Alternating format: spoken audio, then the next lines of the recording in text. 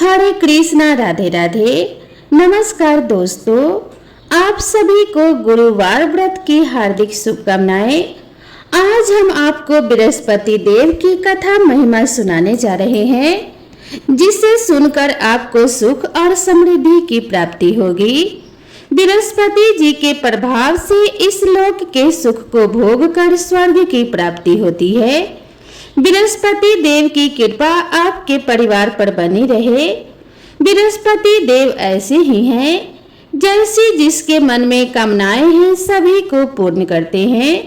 जो सद्भावना पूर्वक बृहस्पतिवार का व्रत करता एवं कथा पढ़ता है अथवा सुनता है और दूसरों को सुनाता है, बृहस्पति देव उसकी सभी मनोकामना को पूर्ण करते हैं। भगवान बृहस्पति देव उसकी सदैव रक्षा करते हैं। संसार में जो मनुष्य सद्भावना से भगवान जी का पूजन व व्रत सच्चे हृदय से करते हैं तो उनकी सभी मनोकामनाएं भगवान जी पूर्ण करते हैं।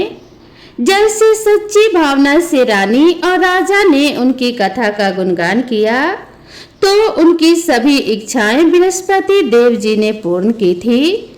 इसीलिए पूर्ण कथा जरूर सुनना चाहिए। हृदय से उनका मनन करते हुए जयकारा बोलना चाहिए। बोलो बृहस्पति देव भगवान की जय, विष्णु भगवान की जय। तो अब आइए श्रवण करते हैं बृहस्पतिवार व्रत की पौराणिक कथा।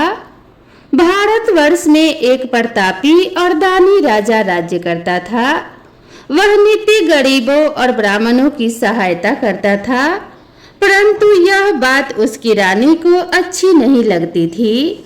वह ना ही गरीबों को दान देती और ना ही भगवान का पूजन करती थी और राजा को भी दान देने से मना किया करती थी। एक दिन राजा शिकार खेलने वन को गए हुए थे तो रानी महल में अकेली थी। उसी समय बृहस्पति देव साधु वेश में राजा के महल में भिक्षा मांगने के लिए गए और भिक्षा मांगी तो रानी ने भिक्षा देने से इनकार किया और कहा कि हे साधु महाराज, मैं तो दान और पुण्य से तंग आ गई हूँ। मेरा पति सारा धन लुटाते रहता है। मेरी इच्छा है कि हमारा धन नष्ट हो जाए, फिर ना रहेगा बांस और ना बजेगी बांसुरी। साधु ने कहा, देवी तुम तो बड़ी विचित्र हो। धन और संतान तो सभी चाहते हैं, पुत्र और लक्ष्मी तो पापी के घर भी होने चाहिए। यदि तुम्हारे पास अधिक धन है तो भूखों को भोजन दो, प्यासों के लिए प्याऊ बनवाओ, मुसाफिरों के लिए धर्मशालाएं खुलवाओ। जो निर्धन अपनी कुंवारी कन्याओं का विवाह नहीं कर सकते उनका विवाह करा दो। ऐसे और कई काम हैं जिनके करने से तुम्हारा यश लोक परलोक में फैलेगा। परंतु रानी पर उपदेश का कोई प्रभाव ना पड़ा। वह बोली, महाराज आप मुझे कुछ ना समझाए। मैं ऐसा धन नहीं चाहती जो हर जगह बांटती फिरूं।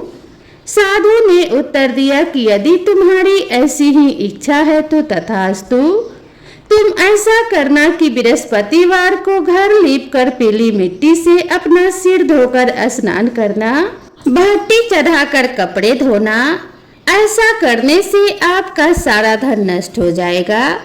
इतना कहकर वह साधु महाराज वहां से आलोप हो गए। साधु के अनुसार कई बातों को पूरा करते हुए रानी को केवल 3 बृहस्पतिवार ही बीते थे कि उसकी समस्त धन संपत्ति नष्ट हो गई। राजा और रानी भोजन के लिए तरसने लगे। तब एक दिन राजा ने रानी से कहा कि हे रानी, तुम यहीं पर रहो, मैं दूसरे देश को जाता हूँ, क्योंकि यहाँ पर मुझे सभी लोग जानते हैं। इसीलिए मैं कोई छोटा कार्य भी नहीं कर सकता। ऐसा कहकर राजा परदेश चला गया। वहां वह जंगल से लकड़ी काट कर लाता और उसे शहर में बेचता। इस तरह वह अपना जीवन व्यतीत करने लगा। इधर राजा के परदेश जाते ही रानी और दासी दुखी रहने लगी। एक बार जब रानी और दासी को 7 दिन तक बिना भोजन के रहना पड़ा तो रानी ने अपनी दासी से कहा कि हे दासी, पास ही के नगर में मेरी बहन रहती है, वह बड़ी धनवान है, तो उसके पास जा और कुछ मांग के ले आ, ताकि थोड़ी बहुत गुजर बसर हो जाए। दासी रानी की बहन के पास गई। उस दिन गुरुवार था और रानी की बहन उस समय बृहस्पतिवार व्रत की कथा सुन रही थी। दासी ने रानी की बहन को अपनी रानी का संदेश दिया, लेकिन रानी की बड़ी बहन ने कोई उत्तर नहीं दिया। जब दासी को रानी की बहन से कोई उत्तर नहीं मिला तो वह बहुत दुखी हुई और उसे क्रोध भी आया। दासी ने वापस आकर रानी को सारी बात बता दी।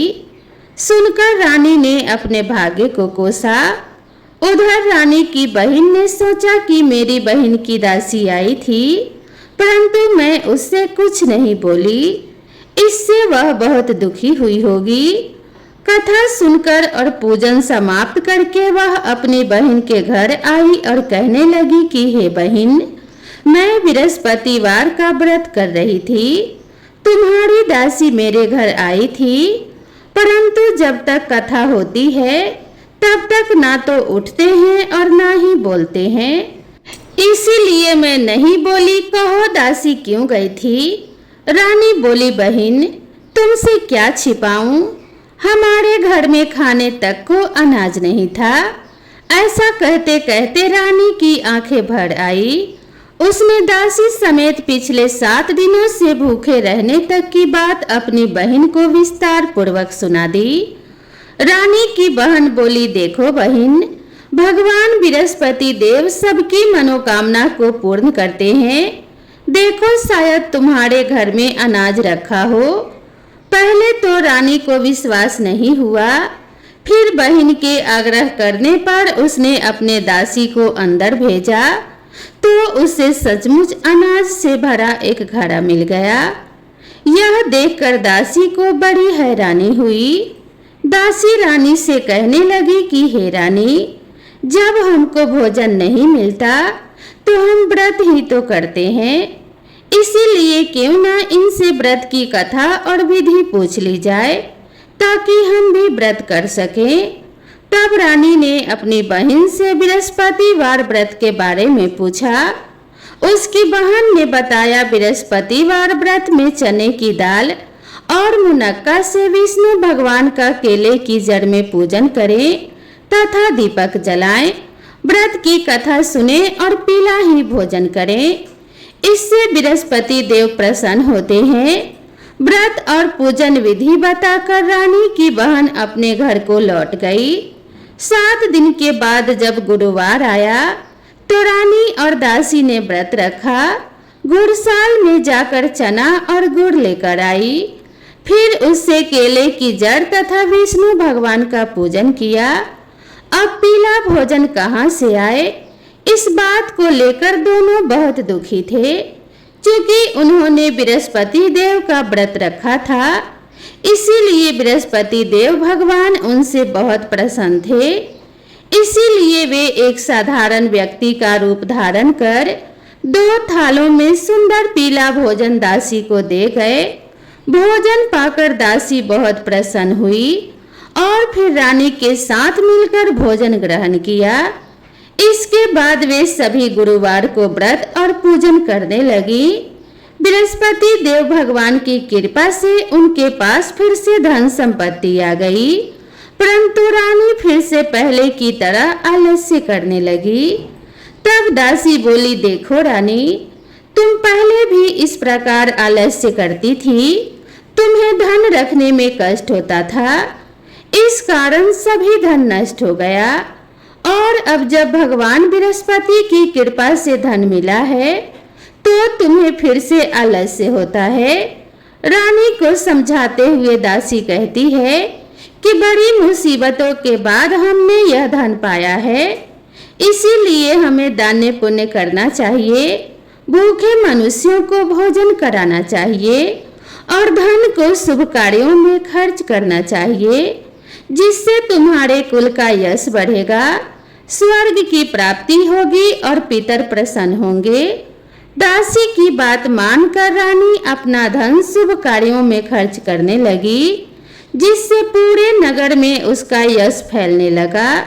बृहस्पतिवार व्रत कथा के बाद श्रद्धा के साथ आरती की जानी चाहिए।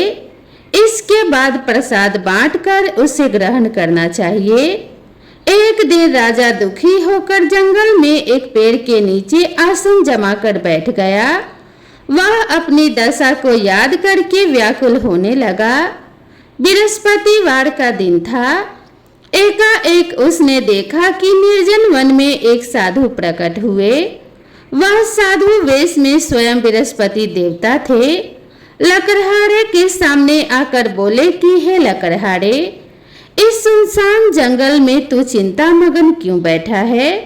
लकड़हारे ने दोनों हाथ जोड़कर प्रणाम किया और उत्तर दिया, महात्मा जी आप सब कुछ जानते हैं, मैं क्या कहूँ?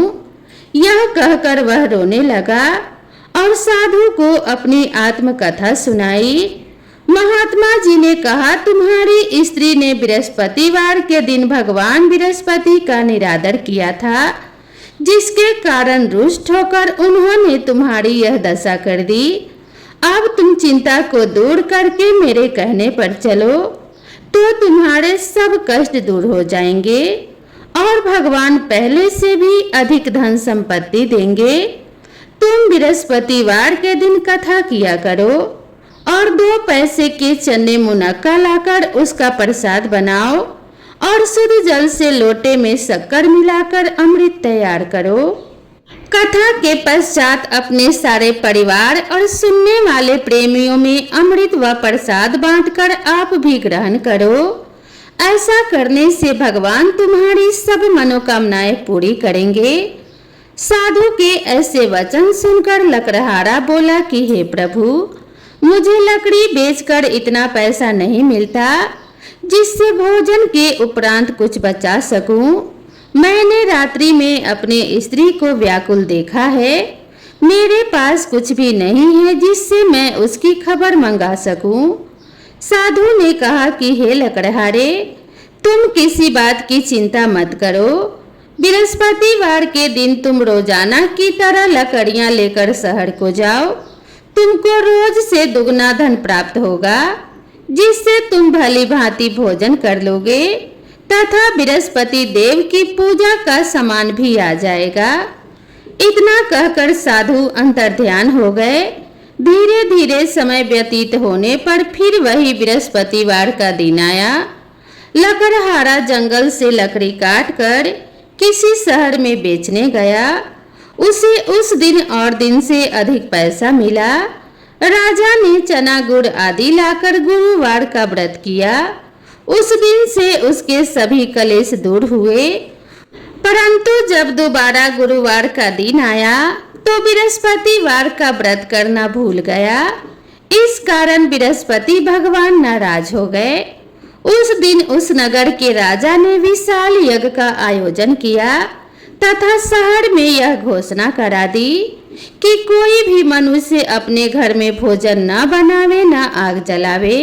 समस्त जनता मेरे यहाँ भोजन करने आवे। इस आज्ञा को जो न मानेगा उसे फांसी की सजा दी जाएगी। इस तरह की घोषणा संपूर्ण नगर में करवा दी गई। राजा की आज्ञा अनुसार शहर के सभी लोग भोजन करने गए, लेकिन लकड़हारा कुछ देर से पहुंचा। इसीलिए राजा उसके अपने साथ अपने घर ले गए और ले जाकर भोजन करा रहे थे तो रानी की दृष्टि उस खूंटी पर पड़ी जिस पर उसका हार लटका हुआ था। वह वहां पर दिखाई नहीं दिया। रानी ने निश्चय किया कि मेरा हार इस मनुष्य ने चुरा लिया है। उसी समय सिपाहियों को बुलाकर उसको कारागार में डलवा दिया। जब लकड़हारा कारागार में पड़ गया और बहुत दुखी होकर विचार करने लगा कि ना जाने कौन से पूर्व जन्म के कर्म से मुझे यह दुख प्राप्त हुआ है, और उसी साधु को याद करने लगा जो कि जंगल में मिला था। उसी समय तत्काल बृहस्पति देव साधु के रूप में प्रकट हुए और उसकी दशा को देखकर कहने लगे, अरे मूर्ख, तूने बृहस्पति देव की कथा नहीं करी, इस कारण तुझे दुख प्राप्त हुआ है। अब तू चिंता मत कर। बृहस्पतिवार के दिन कारागार के दरवाजे पर 4 पैसे पड़े मिलेंगे, उनसे तू बृहस्पति देव की पूजा करना, तेरे सभी कष्ट दूर हो जाएंगे। बृहस्पतिवार के दिन उसे 4 पैसे मिले। लकड़हारे ने कथा कही। उसी रात्रि को बृहस्पति देव ने उस नगर के राजा को स्वप्न में कहा कि हे राजा, तुमने जिस आदमी को कारागार में बंद कर दिया है वह निर्दोष है, वह राजा है, उसे छोड़ देना। रानी का हार उसी खूंटी पर लटका है, अगर तू ऐसा नहीं करेगा तो मैं तेरे राज्य को नष्ट कर दूंगा। इस तरह रात्रि के स्वप्न को देखकर राजा प्रातः काल उठा और खूंटी पर हार देखकर लकड़हारे को बुलाकर क्षमा मांगी तथा लकड़हारे को योग्य सुंदर वस्त्र आभूषण देकर विदा कर दिया। बृहस्पति देव की आज्ञा अनुसार लकड़हारा अपने नगर को चल दिया। जब राजा अपने नगर के निकट पहुंचा तो उसे बड़ा आश्चर्य हुआ। नगर में पहले से अधिक बाग, तालाब, कुएं तथा बहुत सी धर्मशाला, मंदिर आदि बन गई थी। राजा ने पूछा, यह किसका बाग और धर्मशाला है? तब नगर के सब लोग कहने लगे, यह सब रानी और बांदी के है। तो राजा को आश्चर्य हुआ और गुस्सा भी आया। जब रानी ने यह खबर सुनी कि राजा आ रहे हैं तो दासी से कहा कि हे दासी, देख राजा हमको कितनी बुरी हालत में छोड़ गए थे। हमारी ऐसी दशा देखकर वह कहीं लौट न जाए, इसीलिए तू दरवाजे पर खड़ी हो जा। आज्ञा अनुसार दासी दरवाजे पर खड़ी हो गई। राजा आए तो उन्हें अपने साथ लिवा लाई। तब राजा ने क्रोध करके अपनी रानी से पूछा कि हे रानी, यह धन तुम्हें कैसे प्राप्त हुआ है? तब उन्होंने कहा कि हमें यह सब धन बृहस्पति देव के इस व्रत के प्रभाव से प्राप्त हुआ है। राजा ने निश्चय किया कि 7 रोज बाद तो सभी बृहस्पति देव का पूजन करते हैं, परंतु मैं प्रतिदिन दिन में 3 बार कहानी तथा रोज व्रत किया करूंगा। अब हर समय राजा के दुपट्टे में चने की दाल बंधी रहती थी तथा दिन में 3 बार कहानी कहता। एक रोज राजा ने विचार किया कि चलो अपनी बहन के यहाँ हो आवें। इस तरह निश्चय कर राजा घोड़े पर सवार हो अपनी बहन के यहाँ को चलने लगा। मार्ग में उसने देखा कि कुछ आदमी एक मुर्दे को लिए जा रहे हैं। उन्हें रोककर राजा कहने लगा, अरे भाइयों, मेरी बृहस्पति देव की कथा सुन लो। वे बोले, लो हमारा तो आदमी मर गया है, इसको अपनी कथा की पड़ी है। परंतु कुछ आदमी बोले, अच्छा कहो, हम तुम्हारी कथा भी सुनेंगे। राजा ने दाल निकाली और जब कथा आधी हुई थी कि मुर्दा हिलने लग गया और जब कथा समाप्त हो गई तो राम राम करके मनुष्य उठकर खड़ा हो गया। आगे मार्ग में उसे एक किसान खेत में हल चलाता मिला। राजा ने उसे देखा और उससे बोले, अरे भैया, तुम मेरी बृहस्पतिवार की कथा सुन लो। किसान बोला, जब तक मैं तेरी कथा सुनूंगा तब तक 4 हरैया जोत लूंगा। जा अपनी कथा किसी और को सुनाना। इस तरह राजा आगे चलने लगा। राजा के हटते ही बैल पछाड़ खाकर गिर गए तथा किसान के पेट में बड़ी जोर का दर्द होने लगा। उसी समय उसकी माँ रोटी लेकर आई। उसने जब यह देखा तो अपने पुत्र से सब हाल पूछा और बेटे ने सभी हाल कह दिया। तो बुढ़िया दौड़ी दौड़ी उस घुड़सवार के पास गई और उससे बोली कि मैं तेरी कथा सुनूंगी, तू अपनी कथा मेरे खेत पर चलकर ही कहना। राजा ने बुढ़िया के खेत पर जाकर कथा कही, जिसको सुनते ही वह बैल उठकर खड़े हुए तथा किसान के पेट का दर्द भी बंद हो गया। राजा अपनी बहन के घर पहुंचा। बहन ने भाई की खूब मेहमानी की। दूसरे रोज प्रातः काल राजा जगा तो वह देखने लगा कि सभी लोग भोजन कर रहे हैं। राजा ने अपनी बहन से कहा कि हे बहन, ऐसा कोई मनुष्य है जिसने भोजन नहीं किया हो, मेरी बृहस्पतिवार की कथा सुन ले। बहन बोली कि हे भैया, यह देश ही ऐसा है कि पहले यहाँ लोग भोजन करते हैं, बाद में अन्य काम करते हैं। अगर कोई पड़ोस में हो तो दिखाऊं। वह ऐसा कहकर देखने चली गई, परंतु उसे कोई ऐसा व्यक्ति नहीं मिला जिसने भोजन ना किया हो। अतः वह एक कुम्हार के घर गई जिसका लड़का बीमार था। उसे मालूम हुआ कि उनके यहाँ 3 रोज से किसी ने भोजन नहीं किया है। रानी ने अपने भाई की कथा सुनने के लिए कुम्हार से कहा। वह तैयार हो गया। राजा ने जाकर बृहस्पतिवार की कथा कही, जिसको सुनकर उसका लड़का ठीक हो गया। अब तो राजा की प्रशंसा होने लगी। एक रोज राजा ने अपनी बहन से कहा कि हे बहन, हम अपने घर को जाएंगे, तुम भी तैयार हो जाओ। राजा की बहन ने अपनी सास से कहा। सास ने कहा कि हाँ चली जा, परंतु अपने लड़कों को मत ले जाना, क्योंकि तेरे भाई की कोई औलाद नहीं है। बहन ने कहा कि हे भैया, मैं तो चलूंगी, पर कोई बालक नहीं जाएगा। राजा बोला, जब कोई बालक नहीं चलेगा तब तुम ही क्या करोगी। बड़े दुखी मन से राजा अपने नगर को लौट आया। राजा ने अपने रानी से कहा कि हम निर्वंशी हैं, हमारा मुंह देखने का धर्म नहीं है और कुछ भोजन आदि नहीं किया। रानी बोली कि हे प्रभु, बृहस्पति देव ने हमें सब कुछ दिया है, वह हमें औलाद अवश्य देंगे। उसी रात को बृहस्पति देव ने राजा से स्वप्न में कहा कि हे राजा, उठ, सभी सोच को त्याग दे, तेरी रानी गर्भ से है। राजा को यह बात सुनकर बड़ी खुशी हुई। 9वें महीने में उसके गर्भ से एक सुंदर पुत्र पैदा हुआ। तब राजा बोला कि हे रानी, स्त्री बिना भोजन के रह सकती है, पर बिना कहे नहीं रह सकती। जब मेरी बहन आवे तब तुम उससे कुछ मत कहना।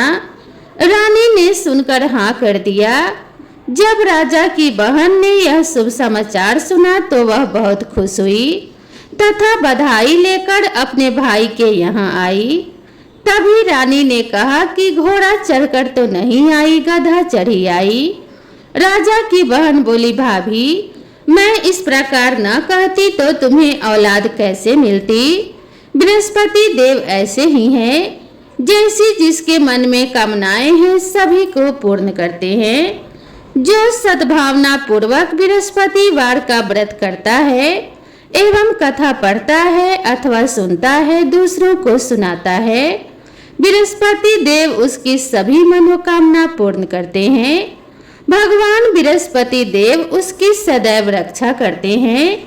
संसार में जो मनुष्य सद्भावना से भगवान जी का पूजन व व्रत सच्चे हृदय से करते हैं तो उनकी सभी मनोकामनाएं भगवान जी पूर्ण करते हैं। जैसे सच्ची भावना से राजा और रानी ने उनकी कथा का गुणगान किया तो उनकी सभी इच्छाएं बृहस्पति देव जी ने पूर्ण की थी। इसीलिए पूरी कथा सुनने के बाद प्रसाद लेकर जाना चाहिए। हृदय से उनका मनन करते हुए जयकारा बोलना चाहिए। बोलो बृहस्पति देव की जय, भगवान विष्णु की जय। अब आइए श्रवण करते हैं बृहस्पतिवार व्रत की दूसरी कथा। प्राचीन काल में एक ब्राह्मण रहता था। वह बहुत निर्धन था। उसकी कोई संतान नहीं थी। उसकी स्त्री बहुत मलिनता के साथ रहती थी। वह स्नान न करती, न किसी देवता का पूजन करती। इससे ब्राह्मण देवता बड़े दुखी थे बेचारे। बहुत कुछ कहते थे किंतु उसका कुछ परिणाम न निकला। भगवान की कृपा से ब्राह्मण की स्त्री को कन्या रूपी रत्न पैदा हुई। कन्या बड़ी होने पर प्रातः स्नान करके विष्णु भगवान का जाप व बृहस्पतिवार का व्रत करने लगी। अपने पूजा पाठ को समाप्त करके विद्यालय जाती तो अपने मुट्ठी में जौ भर के ले जाती और पाठशाला के मार्ग में डालती जाती। तब ये जौ स्वर्ण के हो जाते। लौटते समय उनको बीन कर घर ले आती थी। एक दिन वह बालिका सूप में से उस सोने के जौ को फटक कर साफ कर रही थी कि उसके पिता ने देख लिया और कहा कि हे बेटी, सोने के जौ के लिए सोने का सूप होना चाहिए। दूसरे दिन बृहस्पतिवार का दिन था। इस कन्या ने व्रत रखा और बृहस्पति देव से प्रार्थना करके कहा, मैंने आपकी पूजा सच्चे मन से की हो तो मेरे लिए सोने का सूप दे दो। बृहस्पति देव ने उसकी प्रार्थना स्वीकार कर ली।